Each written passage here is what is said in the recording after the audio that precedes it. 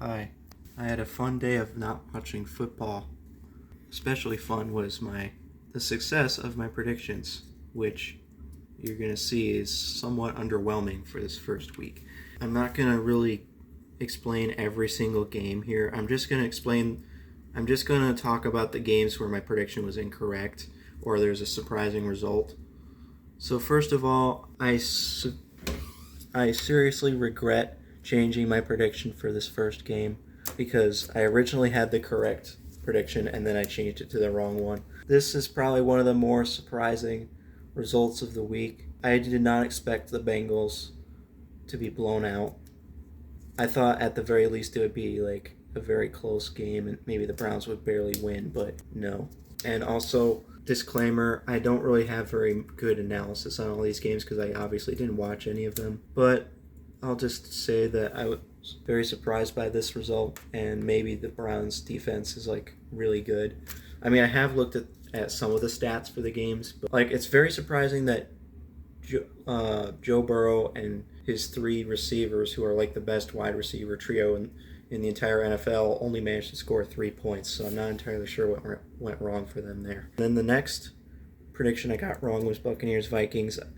I thought the Vikings were a significantly better team than the Buccaneers, so this is a little surprising, but I'm not like as surprised because it was kind of a bit of a question mark as to how good the Buccaneers would be because Baker Mayfield, we're not really sure how good Baker Mayfield will be this year. And maybe the Vikings kind of outperformed themselves last year because they did win 13 games, but they won so many games by one score. So I think most people were predicting them to have a bit of regression, but I still thought they'd be better than the Buccaneers. But the next one I got all of these ones right, thankfully. But then we have 6 games on the screen right now, and I got 4 out of these 6 wrong. So I predicted the Titans Saints. In my defense, I was 50-50 on that game, and I chose wrong. If it's a 50-50 game, then it's a little bit more forgiving if you get the prediction wrong. Plus, the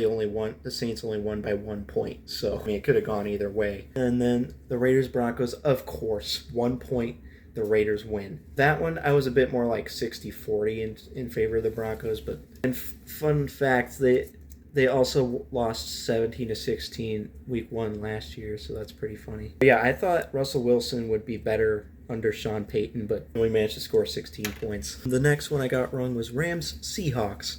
And this one was probably of the surprising results that we have. I don't know what's more surprising, this one or the Bengals one, but like Strong Opinion Sports had the Rams winning 2 games, and yet they win 30-13 in this first game. But at the same time, TFG had the Rams winning 27-24.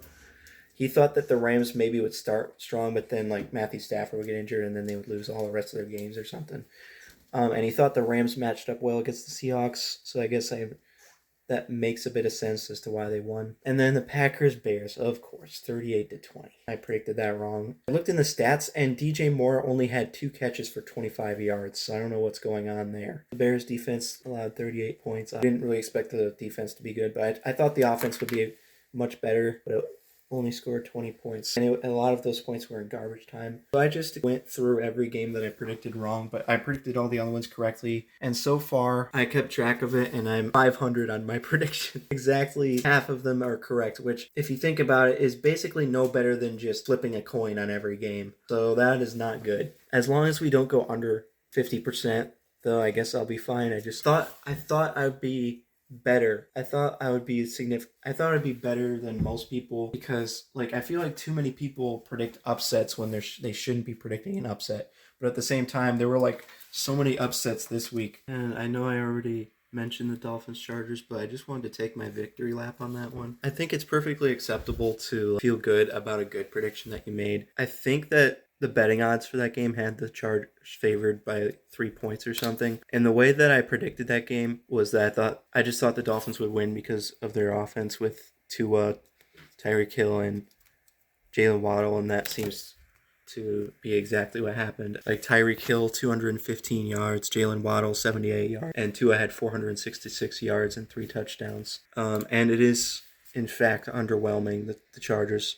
Yeah, I know you win against like one of the best offenses in the NFL, but you still allowed 36 points, which is pretty underwhelming for the head coach who was supposed to be defensive-minded head coach. I guess the Falcons prediction was also really good because I thought just the Falcons would be able to run the ball really well with Bijan Robinson, and the Panthers may have struggles with their first year rookie quarterback. Bryce Young, statistically at the very least, didn't do very well, and the Falcons ran the ball extremely well. Those were probably my two best predictions, and any other prediction I made was kind of just like either a safe pick or just like the consensus pick.